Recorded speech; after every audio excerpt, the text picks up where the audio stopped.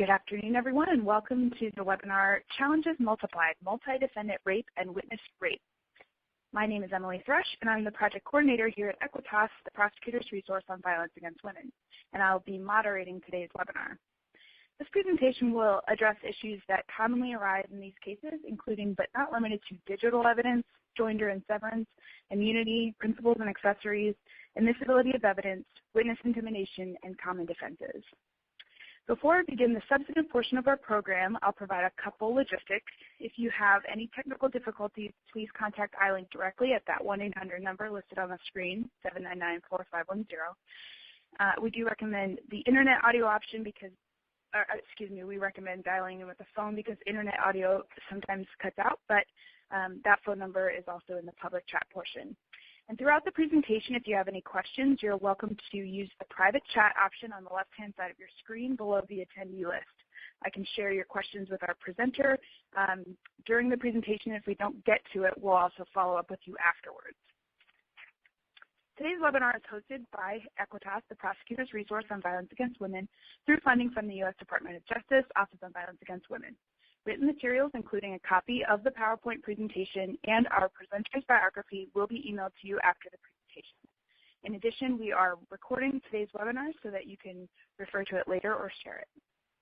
AEquitas' mission is to improve the quality of justice in sexual violence, intimate partner violence, stalking, and human trafficking cases by developing, evaluating, and refining prosecution practices that increase victim safety and offender accountability.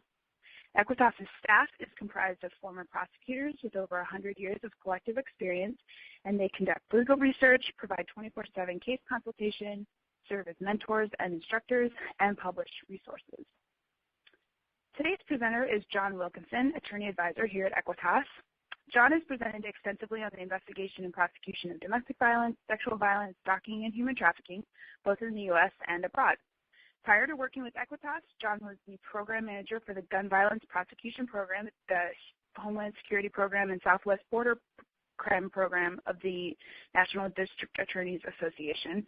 And from 1998 through 2005, John served as an assistant Commonwealth attorney in Fredericksburg, Virginia, prosecuting cases involving intimate partner violence and sexual assault, including cases of campus sexual assault and domestic violence homicide. And we will be sending his full biography after the webinar, along with a PDF of today's PowerPoint presentation.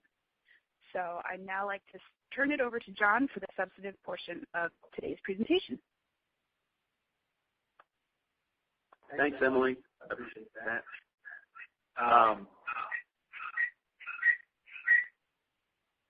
Okay, so for this presentation on multiple defendants, our challenges multiplied, we would like to acknowledge contributions from Teresa Scalzo, who was a former director on the National Center for the Prosecution of Violence Against Women at the National District Attorneys Association, and then went on to work for the United States Navy and was an incredible resource and contributor and advocate in the area of violence against women. And Teresa passed away, unfortunately, back in May.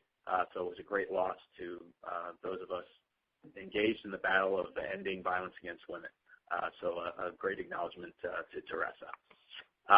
So today we're going to talk about these cases where there are multiple offenders or there are witnesses, which is unusual. We don't typically have witnesses in these cases, but in these multiple offender cases, sometimes we do. And we're seeing maybe some more of these cases come forward, particularly with video involved, with cell phone video, things like that. And so we want to think a little bit about how we go forward in these cases, anticipate some of the challenges, and some basic sort of common sense approaches to these cases that may help us do a better job in responding to these particular offenders and offenses. So after this presentation, we will be better able to investigate these multi-defendant rape cases while limiting the perpetrator's ability to coordinate their defenses, these illegitimate defenses. There's nothing wrong with defendants talking to one another and coordinating a defense that's legitimate, but sometimes they're illegitimate defenses, and we can do a better job of preventing that by interviewing quickly, locking people into their statements, by keeping defendants separate during that investigation period, using defendants against one another, their statements, et cetera, so that we get them to tell us what happened. So we'll talk a little bit about that. We'll be better able to anticipate and respond to common defenses and legal issues related to these multi-defendant trials. So there are going to be some legal issues that we just need to be aware of if we're going to introduce statements of co-defendants and some of the co-defendants are not testifying. There's going to be issues about how we go about that, whether or not we'll try these guys jointly or separately is another issue that we have to anticipate and be ready for. We will be better able to hold multiple offenders, whether they're principals or accessories, individually accountable. So principals are typically those people, they are those people that are present at the crime, they are involved in committing the crime, and accessories might be individuals who are less involved, that supported the commission of the crime, but are not the principal, they're not the one actually committing the crime. But all of them have some sort of liability for the crime. And typically it's going to be for the crime itself. So if you're charging a principal with rape and there's an accessory that helped commit the rape, then we may be able to charge them for rape as well under their legal theories of that liability. So we'll hopefully be able to hold everyone culpable to the appropriate degree when we approach these cases. Some individuals involved in the crime may not be liable at the same level as the principal, or their involvement may dictate decision-making that we're not going to hold them to the same liability. But there is that legal ability to do that depending on what their involvement was. We'll also be better able to incorporate victim safety concerns in planning for joint or separate co-defendant trial, and really for how we go forward in these cases altogether. There's a lot of issues that are going to impact the victim.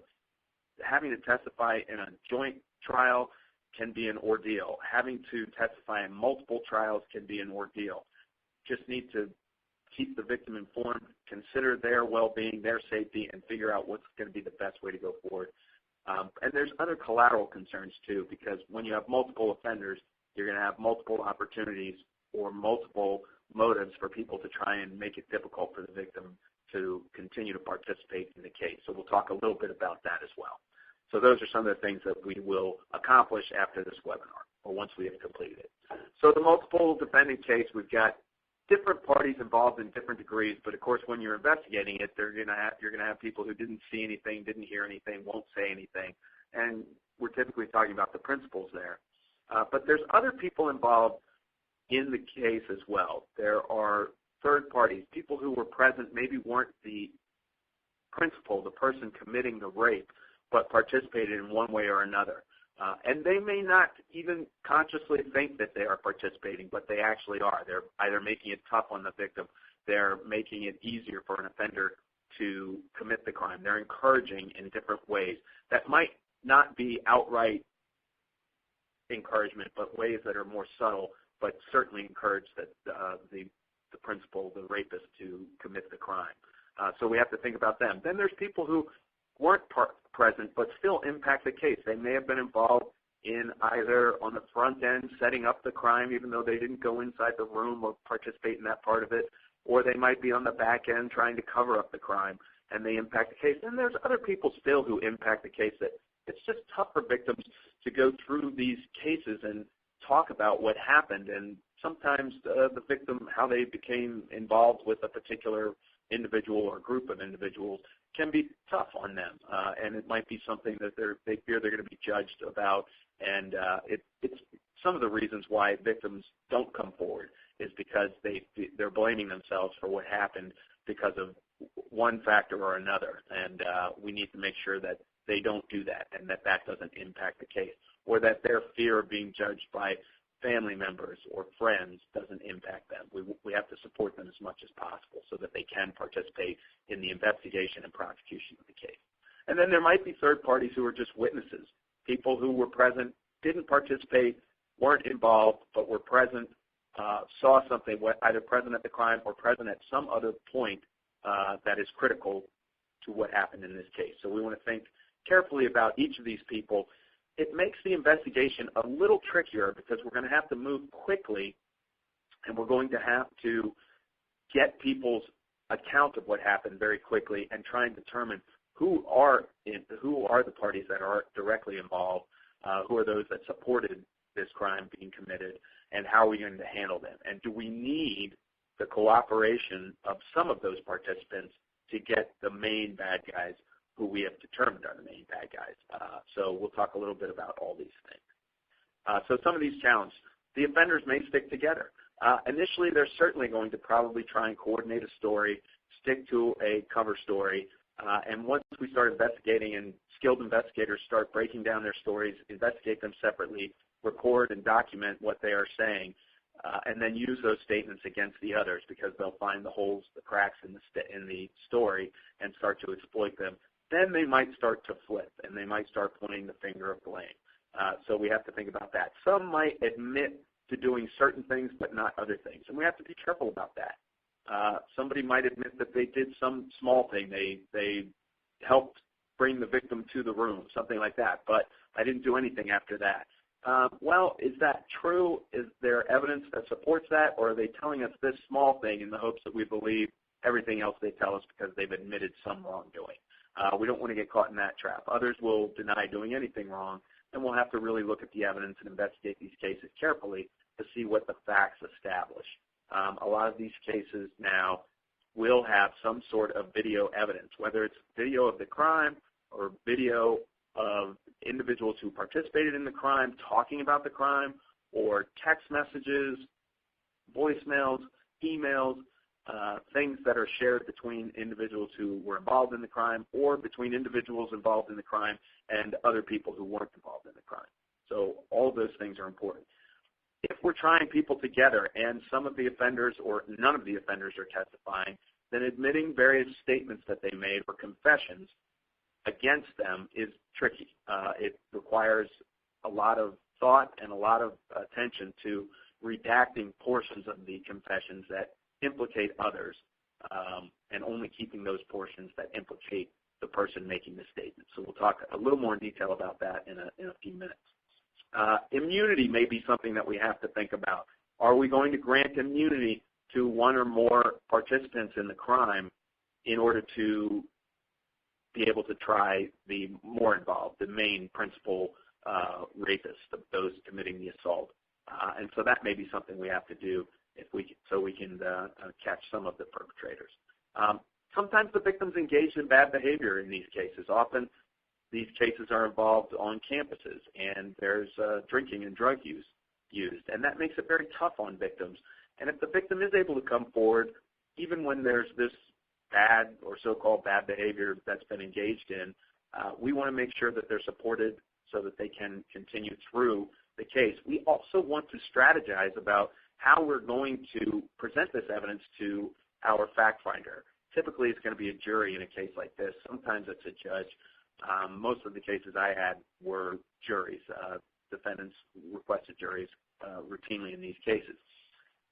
And we're going to have to spend some time educating that jury about victim behavior, about things that the victim may have done, about drug and alcohol use, and that does not mean that a victim deserves to be raped just because they engaged in drug or alcohol use. So we'll have to spend some time talking about that with our judge or jury. So investigating these cases, the first thing is we want to lock defendants into their statements as early and as quickly as possible. They need to be kept separate, and we need to get detailed statements about everything that they did related to this case and related to the complaint. Some jurisdictions use grand juries to lock defendants in. They're sworn in and they're required to testify. Others do it through investigation. As long as we record those statements or have them in some fashion written out or either audio recorded or video recorded, that's going to be the best way possible. And then once we've got them locked in, it's going to limit their ability to change their stories or to coordinate a story that tends to exculpate them all, tends to make them all look like they didn't do anything wrong. So they'll organize a story. If we lock them in early, we'll prevent that from happening. These are potentially good cases for oral intercepts. So your state may be a one-party or two-party consent state, meaning that an individual can record a phone call if there is one party who consents. And sometimes we'll use a victim in a case like this to talk to one or more of the defendants and confront them with what happened while we record the statement without their knowledge, record the phone conversation without their knowledge. That's one way to do it. Another way might be if you can determine or establish probable cause that you believe these co-defendants are talking, or if they shouldn't be co-defendants at this point, it would be before they're charged, but if they're suspects in a case who are talking and coordinating a story and there's evidence that a crime is being committed or that they have recently committed a crime and are talking about that crime, then we may be able to get a wiretap for their phone conversations, which is kind of an ordeal, and you have to establish probable cause that you believe they're talking about the crime and that evidence of the crime will be discovered there. And you may have to demonstrate that there's no other way to get it and that you've tried and have been unable to get it. But it is a potential thing that we can do. Often using the victim is a much easier way to go, particularly if you're a one-party consent state. If you're a two-party consent state, then you pretty much have to get permission from a court to record phone conversations, whether the victim's involved or whether it's a couple of the suspects involved.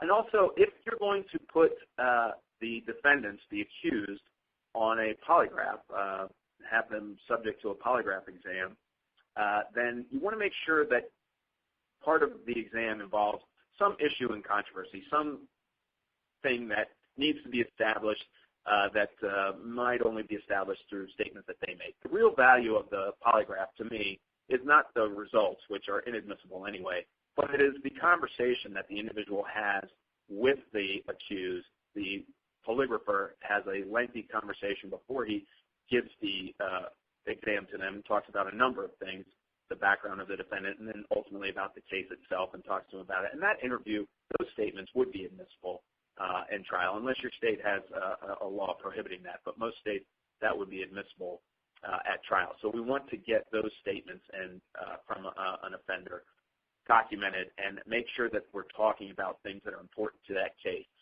Particularly where you have multiple defendants where some may have been present but didn't actually commit the sexual assault, the act of the sexual assault, but we're trying to determine what their culpability is and how they were involved in the commission of this crime. When we're talking about polygraphs, of course, we never want to put victims on a polygraph. We never want to subject them to a polygraph exam. That is just something that's not appropriate. It's not something that's going to gather you any valuable information. Victims who have suffered the trauma of sexual assault quite expectedly won't do well on a polygraph, and it could implicate your state's funding if you have a policy where you're subjecting victims of sexual assault to polygraph exams. So it's something that is not valuable, can do quite a bit of harm to a victim, and is something that should never be done. All right, so how do we identify who's involved in the crime? You're going to have suspects, those who actually committed the sexual assault act, those who contributed to the commission of that act, either encouraged or supported it in some way, and then you're going to have other people who might be bystanders. Are they actual bystanders, or were they involved in the crime? Is there physical evidence that ties them to the crime? Did they encourage the act verbally or through their presence? Just their presence? Did they do something? Did they video record the act? Did they do anything else that might have been encouragement? Did they in some way contribute to a victim's feeling of fear or threat that they couldn't leave if they wanted to? Things like that. Did they intervene in any way to try and stop the crime, or did they fail to intervene? Were they afraid to intervene? And what will that lack of intervention impact their testimony? Meaning, what is a jury going to think about this individual who failed to intervene? Are they going to judge that individual? Are they not going to believe that individual? Are they going to think that individual is painting a picture where they did nothing wrong that is completely self-serving? So we'll have to think about these things as we're determining who is involved, who we're going to charge, what does the evidence tell us, what do the statements tell us, and then we can make those determinations. You're going to have people who are going to portray themselves as bystanders who are involved, and you're going to have people who actually were bystanders. You're going to have both, and it's tough in these cases because I think we hope everybody would intervene in a situation where somebody is being raped, but it just doesn't always happen that way. So we have to determine very carefully how much an individual is involved, and if they weren't involved at all, how can they help us move our case forward against those who were involved. Mere bystander, or did they encourage the act by their presence or in some other way? And things like that do happen. People, if a group of people is there, a victim might suddenly be afraid to try and leave, or they might try and leave and somebody might move toward the door as if to stop them, things like that, where they didn't actually say anything, didn't actually threaten, but their presence really did prevent a victim from leaving or make a victim feel like they couldn't leave. And that's relevant and that's important. Is there any evidence that shows force or threat from one or more of those individuals who are present, whether it's a bystander or one of the principals? It could be a bystander or someone else who's present who is really directing what's happening but never commits the act of sexual assault. But that is still somebody I want to hold culpable. I want to make them accountable for this crime because they're really orchestrating what's going on, even though they didn't do it. Or it might be a situation where there was some consensual sexual behavior with an individual, and then that individual sort of coordinates the assault after the consensual sex that they had. And so they might not be liable for their initial consensual sexual conduct, but they certainly could be for the non-consensual sexual conduct that happened after by others if they were involved or coordinated it somehow. Or brought, if you can imagine maybe a party, a college party of some sort, where a victim is in a room and someone is bringing people to the room to have sex with that victim. So maybe they didn't have sex with the victim, or to rape the victim, I should say. Maybe they didn't rape the victim. Maybe they had consensual sex with them, but they're now facilitating an additional crime. So we want to pay careful attention to that. And were they intentionally facilitating the crime, or did they do something unintentional? Is it the situation where someone left the victim in a vulnerable state, but there's no real evidence of an intent to make them vulnerable to sexual assault after they left? Had consensual sex and maybe went to the bathroom or left the door open or something like that. And then they're facilitating the crime, but it may be unintentional. It may be completely intentional, and we have to carefully investigate to find out exactly what happened, what they did, and why they did what they did. Did someone videotape or take pictures of this crime? And that is becoming more and more common. In some cases, are only able to go forward and only are discovered because of this videotape. And I'm thinking about the Vanderbilt football sexual assault case that heavily hinged on the recovered video, which they tried to delete and destroy, and it was quite a successful and quite a strong investigation. And in that case, I believe the victim was not really aware that the assault had taken place until she saw the video of the assault. And, of course, one of the perpetrators was her boyfriend at the time, and so she had a tough time believing that he could have been involved in that, but saw the video, and that was the crack in that case. Although she might not have come forward at all or wouldn't have known about it but for the video. So we want to move quickly to get the camera or phone as quickly as possible. And these days we have to have a search warrant to get into the contents of a phone. You might be able to see the phone, but you can't look at the phone without a search warrant or without consent from the accused. So I would certainly ask anybody who we think is involved in the case to have a look at their phone. We can also look at phone records because they can tell us things too. If we can determine from the phone records that an individual that we think is a principal has been or was continuously connecting with someone else by phone right at the time of the crime, either right before, during, or immediately after the crime, or the days after the crime, then that might give us an idea of who might be involved in the crime and whose phone we might want to search. So we do want to look at trying to get those phones as quickly as possible and get a warrant for either phones or computers, any way that folks are communicating. And, of course, social media is going to be a big part of that. People more and more live their lives virtually, and so we'll need to access those accounts.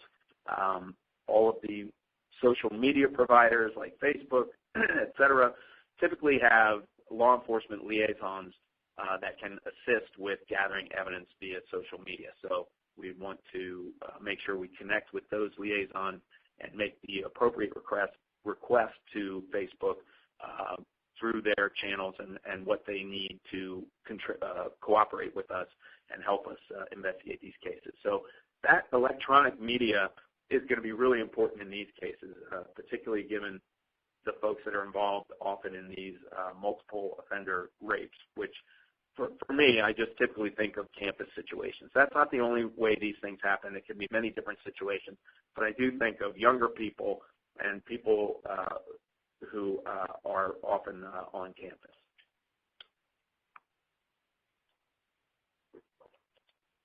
We'll also need to look at what was the victim's relationship with the defendant.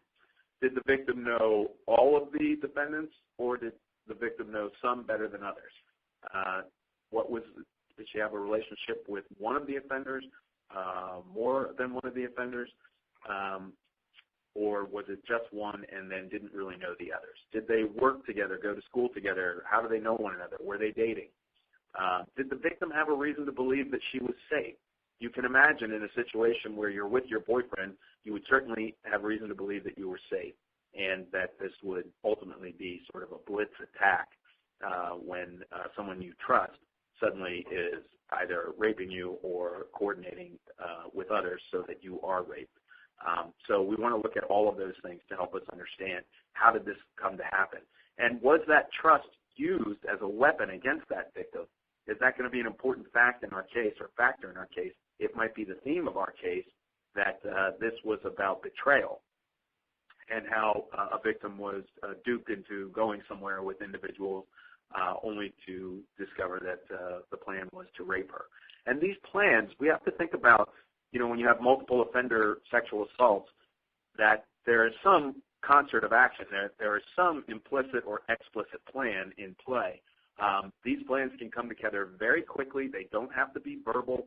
They can be done through concert of action, people acting together, encouraging one another, and assisting one another. Assisting can take the place of people standing around watching, waiting their turn, watching out for people to come by and discover what's going on, covering for the individuals that are there. So the plan can be any one of those things, and we have to think and look for any little piece of evidence that supports the idea that there was planning involved in this crime. We always want to look for those things. Was there any consensual behavior? And sometimes there will be, and that's a challenge in these cases, and we'll have to prepare for it, and we'll have to have a strategy about how we're going to explain that to the fact finder, typically the jury. Was there some consensual behavior in this case, but not all of it was consensual? How was the victim's consent communicated? Did the defendant know that parts of it were consensual and that other parts were not? Or should he have known that some of it was not consensual? At what point did it become non-consensual? And a good question to ask victims in these cases when we're investigating is, at what point did you recognize there was danger? At what point did you feel there was danger? Because these situations often turn, that an innocent or fun situation suddenly is going in a direction that a victim didn't anticipate. And at some point they realize something's happening that I don't want to have happen. And they might panic, they might freeze, or they might try and get out of there. All of that is going to be very powerful evidence. So asking them about when did you realize there was danger is important, because it might trigger some details in their memory that are important to proving the case, things that people just simply couldn't make up. It can be powerful evidence. They don't always have that sense of when danger was present, but it's a good question to ask. What was going through your mind when he shut the door, when he locked the door, when the other two guys showed up? Things like that can give you that impactful, emotional, trauma-related evidence that can be important in these cases. So asking about that can be really important. So think about that as well. And, of course, a house divided against itself cannot stand. So we do want to look for ways to turn individuals who are accused or that we believe are involved in the crime against one another. And typically we are going to try and identify those who are less involved and turn them or flip them, as we typically say, to testify against or give evidence against those that we think are primarily the ones involved and committed the crime. The tough thing in these cases is we have to move quickly and we have to gather evidence quickly, and sometimes we make decisions about who is the most culpable before all the evidence is in, and we don't want to make that decision too early because we don't want to make the wrong decision and then make a deal with someone who was really the primary mover for this crime, but because our evidence is the state it's in, we've decided he was less involved when he was more involved. So we just have to be careful about that as we investigate these cases. Another strategy as you're investigating these cases, and we're going to interview all the suspects simultaneously and separately, we also may want to execute multiple search warrants simultaneously so that individuals don't have an opportunity to warn others that, hey, the police just came to my house. They're seizing everything in the house, including computers and phones. You might want to destroy anything related to this case. So when you execute multiple search warrants simultaneously, you have an advantage so that the potential suspects in the case can't be warned and don't have an opportunity to destroy evidence. Will anyone testify against the others? And if so, how will you handle this? So what are we going to do to get someone to testify against others? Are we going to offer not to charge them? Are we going to drop charges that have already been placed against them? Are we going to reduce charges that have been placed against them? Are we going to offer no time or offer a specific set amount of time for their involvement and cooperation in the case? We have to think about how we're going to handle this, who we're going to pick to assist us in getting the convictions against the main actors. And again, we want to do this when we need these individuals to prove the case. We wouldn't do this in just any case. Some cases, the evidence is out, people make statements, they make admissions, they make confessions, and we can go forward without making deals with anyone. But very often, and most often, I would say, you do need someone to tell us what happened. And you also have to make sure that the individual you pick to make the offer to or to get to cooperate is someone who is in a position to implicate the other, someone who knows what happened. And so it's a tough calculation that you have to engage in. Additionally, you always have to remember that if you are making any kind of offer to one defendant, you must let all the other co-defendants know what the offer is. It's required because they have the opportunity to cross-examine a witness that's been offered a deal about that deal, just so that the jury knows, hey, is this guy just saying these things because he's getting a deal, or is he telling us the truth? And so that's an area that they definitely are entitled to know, and so we want to make sure that they know about all of that. So for our charging considerations, we think about our accomplices and our co-conspirators, people who are involved in the case. And was there an agreement between individuals to commit this crime?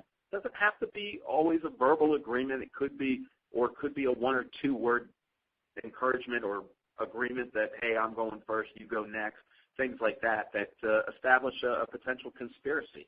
But it could be that they're not a co-conspirator, but they were in just some way aiding and abetting the commission of the crime. Whether it's I'm videotaping, or I'll watch the door, or I'll make sure nobody's coming, or I'll warn you if somebody's coming, they're aiding and abetting. Now, their liability may be the equal of the individual who is committing the rape because they're present and aiding and abetting the commission of the rape. But we do want to charge appropriately in these cases. Who is responsible for what? What is each individual's role? Is there evidence of joint responsibility for threats or force that may drag another individual in who might only be on the fringes but really did contribute to the commission of this crime, or contribute to the feeling on the part of the victim that they could not leave, or that they would be hurt if they resisted, things like that. And in these multiple offender cases, you might not have a lot of physical injury because the victim may be too afraid to resist. There's multiple people. How can I possibly get out of this situation? So we need to explain that kind of evidence or lack of evidence as well. Why aren't there injuries to this individual? When I say that someone was raped, there's going to be images that pop into my jury's head. One is going to be that it's a stranger, and we know that the vast majority of those cases are not stranger rapes. They are committed by people who know the victim. So we have to educate the jury about that. The other is that there's going to be injury, that the victim resisted, cried out, and was hurt. And that is just not true in a lot of these cases, particularly in these multiple offender cases. Also in cases where there's alcohol or drugs involved or a victim was incapacitated. So we want to look at those things very carefully and make sure that we strategize in the trial of this matter to educate our jury about all those things, particularly the drug and alcohol cases. Again, you know, there's a lot of consequences to getting drunk. You might have a hangover. You might fall down. You might hurt yourself. But getting raped is not a consequence of getting drunk. That's a consequence of there being a rapist or multiple rapists around when you're vulnerable. And so that is something we have to communicate to a jury, make sure that they understand that clearly. We also want to make sure that they understand whether or not this individual was targeted because they were drinking and maybe had become vulnerable or incapacitated. Look for evidence of why this individual was selected, why they were targeted. Remember, these guys, I think of them as predators. Anytime there's a complaint of rape, I want to investigate this individual as a predator, meaning have they done this before? I want to look into their past. But I also want to look for things that they do, like selecting an individual to commit this crime, isolating an individual, maybe grooming an individual through trust or through alcohol so that they can commit the crime. We want to look for all these things in every rape case and, importantly, in these cases as well. Can you charge everyone in this case with multiple counts of rape? You typically can charge the people who were present and participating in almost any way with every count of rape, but that you have to carefully look at it. That may not be true for everyone there. It's going to be based on what they specifically did. If they are simply a bystander who didn't intervene, they may not be chargeable. If they did do something to commit the crime or allow the crime to be committed or encourage the crime to be committed, not allow it to be committed, but encourage it to be committed, then they may be responsible for each of the rapes. Are we going to do joint or separate trials? This is a really tough question, and we have to think about a lot of things in these cases. Are there confessions or party admissions that we're seeking to introduce? It gets a little tricky and a little complicated when we have co-defendants, particularly co-defendants who are not testifying and cannot be cross-examined about their statements as to how we admit those statements, and we may have to redact it, particularly if the statements inculpate others. Are there other bad acts or other charges against any of the defendants? Are there things that aren't related to this particular crime that makes it difficult to try them together? Is there an advantage to trying them together, or is there going to be a disadvantage to trying them together? Typically, we try multiple defendants together to keep the case a little cleaner, present the evidence once, not go through it multiple times. And so that's typically what we want to do. But sometimes there is an advantage to trying people jointly. So we may want to move to try them, there's an advantage to trying them separately. So we may want to move to try them separately rather than jointly. Will anybody be offered immunity or a deal? So are they testifying to a deal? Have we notified all the other parties about that? Will that person be subject to cross-examination in one trial or multiple trials? Will that individual be around for multiple trials? We want to make sure that we have people that we've made a deal to secure to testify if we have multiple trials. So there's a lot of different things we want to think about. Now, this is just a sample from the federal rules of criminal procedure, and typically the court leans toward trying things jointly, that there's judicial efficiency in these cases, but the court may order that separate cases be tried as well. In this rule, the court may order the separate cases be tried together as though they were brought in a single indictment if all offenses and all defendants could have been joined in a single indictment or information. They kind of lead toward trying these cases together, but they don't have to. You can seek to have them tried separately. And this is the Rule 14 from the Federal Rules of Criminal Procedure. If that joinder of defendants in an indictment or consolidation for trial is going to prejudice either the defendant or the government, so it could be either, the court may order separate trials or counts be severed and that these things happen separately rather than together. So it could be the prosecution that wants to try it separately, but it might be the defendant. Typically, the burden is going to be on the defendant to demonstrate that there is prejudice if it is going to be tried together. If the prosecution wants separate trials, the burden is going to be on the prosecution to demonstrate that there will be actual prejudice to their case if they're tried together. The court might want to look at statements that are going to be introduced by the government in deciding whether or not they're going to keep these cases separate. And we'll talk a little bit about what the court looks at when it comes to confessions or admissions by co-defendants. This is a case out of Kansas that's just illustrative about the severance of trial. And in this case, the court said severance of trial of co-defendants is within the sound discretion of the trial court. So they don't look to disturb those decisions unless it's really a ridiculous decision. So it's in the court's discretion. The burden's on the person who wants the separate trial to establish that there's actual prejudice that's going to happen. That's a little bit of a high burden for the defense or the prosecution, whoever wants the separate trial. And in that particular case, the trial court acted within its discretion, and they talked about that the defenses were not antagonistic, and that is often a grounds for seeking a separate trial, is that my defense goes smack in the face of my co-defendant's defense, and so we can't get a fair trial because these defenses are antagonistic. And so the court looks at that and determines whether they're really antagonistic or if they just diverge, if their defenses diverge a little, as opposed to really being antagonistic. So again, they have the burden to show that, and that's just one ground that the court looks at. There's other grounds as well. We also want to think about what's going to be the best situation for the victim in these cases. I tend to think that joint trials are generally better for the victim, getting the cases over with in one fell swoop so they don't have to live with this again and again and again. You know, they're going to have to live with that assault for the rest of their lives, but the stress that comes from anticipating trial and then multiple trial after multiple trial, particularly after you've gone through one trial and had to testify and talk about these things, which is difficult on its own, but then be subject to cross-examination on it, it might make you really reluctant to go through it again, depending on what the outcome was. So that can be tough. Joint trials might be the best way, but it might be that the victim wants to do it separately, or that you might strategically try one individual, and if that individual gets convicted and maybe hammered by the court, that induces other individuals to plead. So trying one case separately might make the rest of the cases fall into line.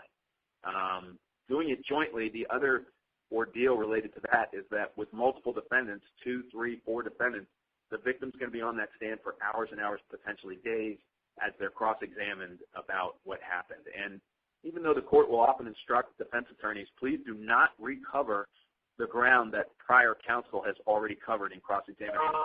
They routinely do cover it because they have a duty to zealously represent their clients, and they're not going to miss any opportunity for cross-examination that they could potentially take. So anticipate that they're going to go over things again. And they might also be trying to get the victim to give an answer slightly different than they previously gave to prior counsel's cross-examination. So it's tough. Typically, I think the joint trial is better, but there's issues related to both. It's difficult to testify repeatedly. And if you testify in multiple trials, you're certainly not going to tell what happened to you the exact same way each time. Just as anybody who tells any story repeatedly does not tell it the same way anytime. So we have to deal potentially with inconsistencies. And we can do that, but it just makes the case a little more difficult. These are difficult cases, not just because it's multiple defendant cases. That's difficult. But all rape cases are difficult cases. Juries have a tough time believing that these things happen. And so we have to really strategize and plan when we're doing these cases. So we want to think about those things. Immunity. We might need to grant immunity to an accused, a defendant or co-defendant in these cases. You've got typically two types of immunity: the transactional immunity, which protects an individual from being prosecuted for the crime at all if they agree to testify. And then you have testimonial or use immunity that is more commonly referred to. And that just protects a defendant who's granted immunity and testified. It stops the prosecution from using whatever they say in their testimony against them, unless they commit perjury. So use immunity is typically the kind of immunity that we lean toward because it doesn't prevent us from going after somebody completely the way transactional immunity would prevent us from going after somebody. So it's just something to think about. And the immunity granted takes away their right to not testify on the grounds of self-incrimination. So they can no longer refuse to testify on those grounds. Some individuals just may simply refuse to answer questions, and they can be held in contempt, and they can even be held for lengthy periods of time until they agree to testify. But they don't always do it, so it's just something to think about. But that's the impact of immunity. And immunity can sometimes result if individuals involved in a case make promises to someone, and that individual relies on those promises and agrees to testify, and we didn't know about those things. So you got to be careful about that. Also, make sure you understand who is authorized in your jurisdiction to grant immunity. It could be each and every prosecutor in your office, but there could be a system in place where you have to get permission from a central or authorized prosecutor to grant immunity. Prosecutors should be the only ones granting immunity, promising immunity. You do not want law enforcement promising that. They sometimes are the people that we initially go to for the decisions about whether we're going to grant immunity, and they're involved in that decision-making because they know the case so well. They help us decide what we're going to do, but we're the only ones as prosecutors who can make those grants of immunity. Sometimes defense can request immunity, too, for their witnesses. They might request it from the prosecution. Typically, they'll file with the court and ask the court to order that a witness, a defense witness, be granted immunity. It typically would only be testimonial or use immunity, not transactional immunity. A court wouldn't grant that, but just that the individual would not, their testimony couldn't be used against them later if it's a defense witness. So that can sometimes happen. That's very unusual and very rare. If there are confessions of co-defendants and there are non-testifying co-defendants and you're trying to admit those confessions against not only the co-defendant but the other parties in the case or just against the co-defendant, the Bruton case says that you've got to redact anything from a non-testifying co-defendant's confession that might inculpate or implicate another co-defendant. Because that co-defendant is not going to have the opportunity to confront and cross-examine those statements, that confession, by the individual who made them. So you have to redact it. It's kind of a tough thing. You have to think about it carefully. You have to share it with the defense. It could be argued before the court what needs to be redacted and what doesn't, and you ultimately have to either agree on a redacted confession or the court will have to determine what is the appropriate redacted confession in these cases. So it is unfair to simply say, well, defendant A didn't make a statement, but defendant B told us what he and A did in this crime, and so we'll just introduce defendant B's confession, and defendant B isn't going to testify, so there's nothing they can do, and now the jury hears this evidence. And even if the court instructed the jury that, hey, you can't consider defendant B's confession against defendant A, that really isn't going to carry that much weight with the jury, so you can't do that. You have to redact it, so there's nothing implicating them.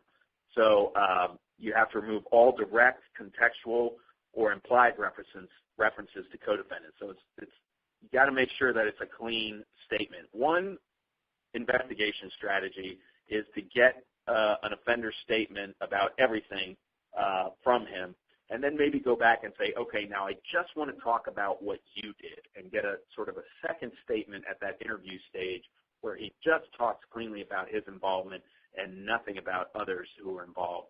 And then that might be a version that you could use that doesn't require a good bit of redaction. So we have to remove all those things. If the defense counsel wants to introduce a statement that cannot be effectively purged, we may need to have a separate trial for that individual. Sometimes the confessions are just too convoluted to actually effectively redact them such that they're a coherent statement of what happened or what that individual's involvement was, and so that might require a separate statement. And then even with interlocking confessions, you still are going to have to redact. And an interlocking confession would just be where you have two co-defendants or more co-defendants, and their admissions or confessions are really right in line with each other. They complement each other. They support and corroborate each other. They're basically the same confession. You still have to redact in those situations, so just be careful about it. There might be a situation where not redacting really didn't cause any harm to that individual.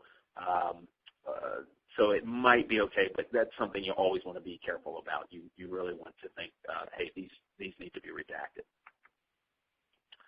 The federal rules of evidence also talk about co-conspirator statements. So these are statements that are made sort of during, before, or during the conspiracy, before or during the commission of the crime, and they're considered not hearsay, and they're offered against the opposing party, and they're made during and in furtherance of the conspiracy.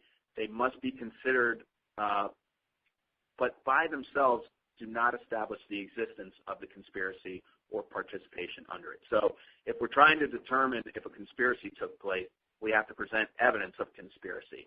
The statements in furtherance of the conspiracy would certainly support a conclusion that there was a conspiracy, but that alone may not be enough. You might need more.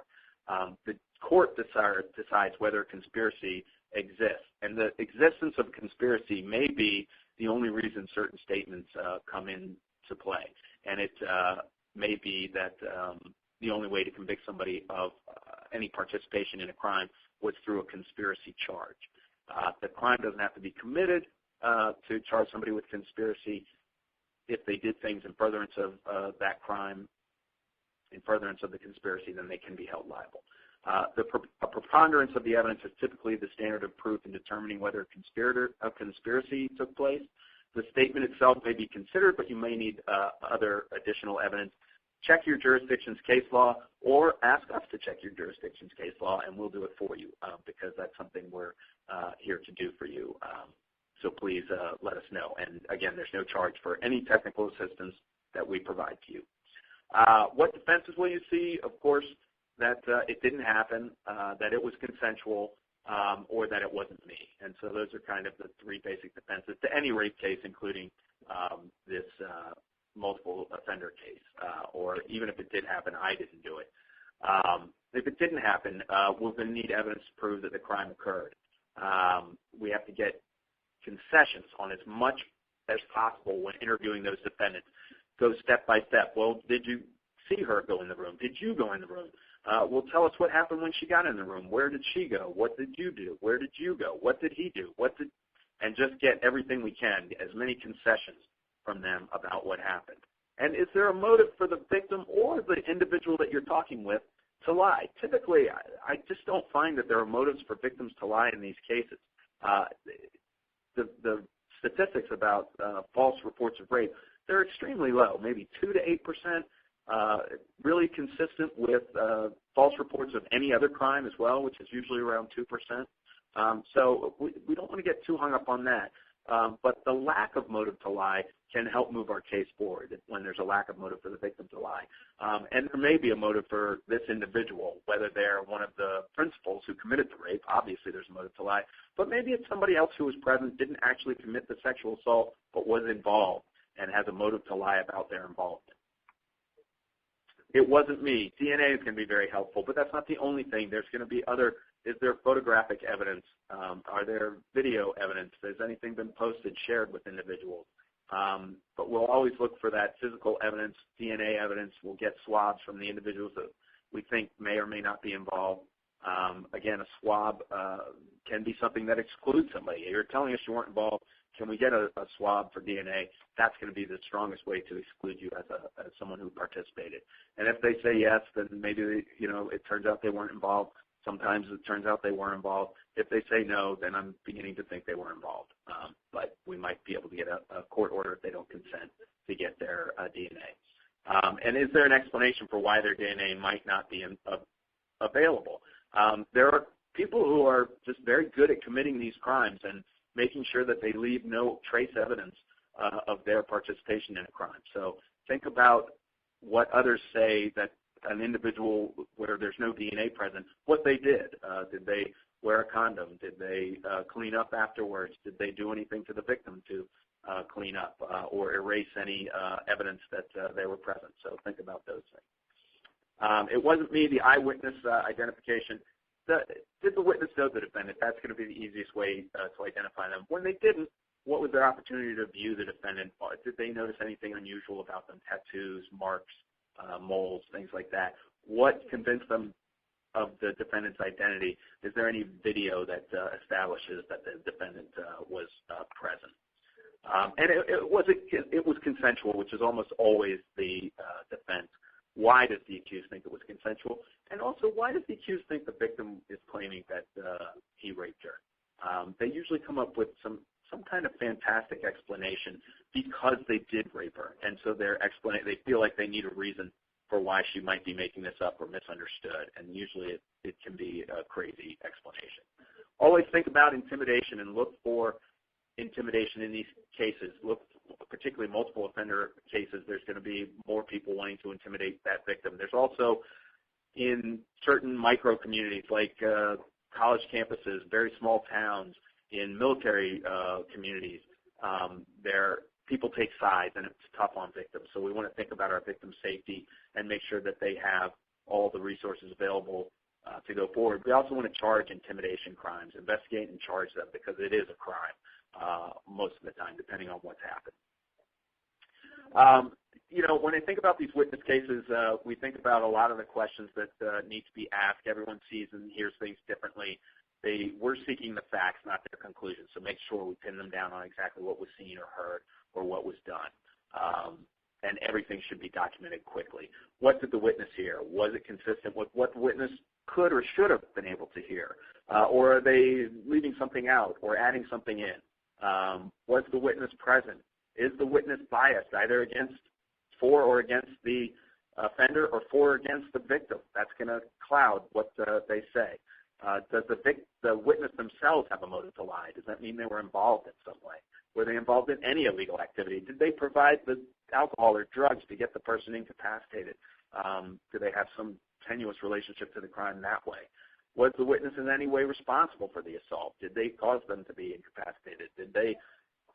Were they a lookout? Did they get people into the room? How did this happen?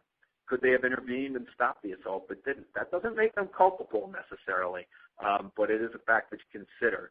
And was there a reason why they were not involved, that didn't want to be involved? And was there pressure from friends? That's also evidence potentially of who did what.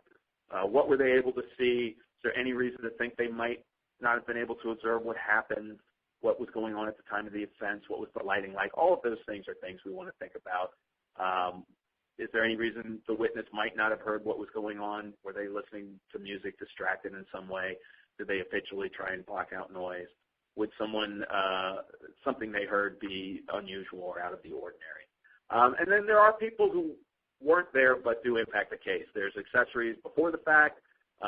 They are typically the same as principals as far as liability, and accessories after the fact, people who help cover up a crime but had nothing to do with the planning or commission of the crime, and they're typically less liable than principals in these cases. So we want to look at those things. Look for that vulnerability, evidence of vulnerability. Perpetrators look for it, and sometimes that evidence can be powerful and important. Trust is a powerful tool, and that's often how these individuals get involved in these cases. Particularly these predators, when I think about it. Not every individual who is involved would we maybe classify as a predator, but I typically think people who rape, that it's not about sex, it's about terror, control, power, fear, things like that. And so if that is what arouses them, I think they're going to seek it out again and again. They take advantage of relationships, and that may be how this victim became vulnerable. It may have nothing to do with drugs and alcohol. It may be a trust issue that was misplaced and taken advantage of. So we want to look for those things. Do not assume that the victim lied. Don't ever think that just automatically. Is there a motive to lie? Would people have found out? Often victims, if the defense theory is, oh, they regretted the assault. Well, if they regretted it, then, why tell anybody? No one would have known necessarily. Was the victim doing something inappropriate? And again, we don't want victims to be judged. We want them to come forward, and we strategize about how to address these issues. Are there motives to lie by any of those involved in the case? We want to think about that as well. Is there any evidence of premeditation or planning? It can happen very quickly. It can happen through a concert of action, through individual actions. It can be verbal. We want to look for it. It can be very short, or it can be elaborate. Did the defendant use the relationship to build trust with the victim and take advantage of the victim? All right, so going forward, again, we always want to remain victim-centered. We always want to take a collaborative approach with our allied professionals, advocacy, police, prosecutors, and medical at the minimum to be successful in these cases. We want to limit perpetrators' ability to coordinate their defenses in these cases, and we'll do that through our investigation and quickly getting them locked into statements. We want to reduce the opportunities for intimidation, make sure victims are aware there could be intimidation, that they should report it. It's a crime. We want to charge it and use that every way we can. It's consciousness of guilt. It also could be used in other ways to introduce statements. We want to strategically respond to common defenses that will happen in these cases, typically consent, or it wasn't me, or I didn't do anything, even if it did happen. And we want to hold these multiple offenders individually accountable for what they did and their maximum accountability. Are they responsible for the rape itself, even if they did not commit the rape? And most of the time, those present will be, or will make strategic decisions about that. Okay, that is our program for today.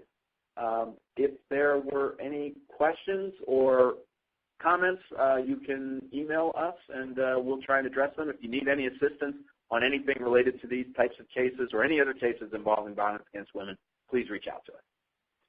Thank you, John, and thank you, everyone, for participating today. As a reminder, I will be sending out the PowerPoint slides as a handout following this afternoon, and also John's full biography. We'll also have a link to the recording, so if you want to share it with a colleague or refer back to it, you are more than welcome. And just remember, AEquitas is a 24/7 technical assistance provider. We're available to respond to your questions, concerns, any training needs as they relate to prosecution against violence against women. So on behalf of AEquitas, thank you for participating, thank you for the work that you're doing, and have a great day.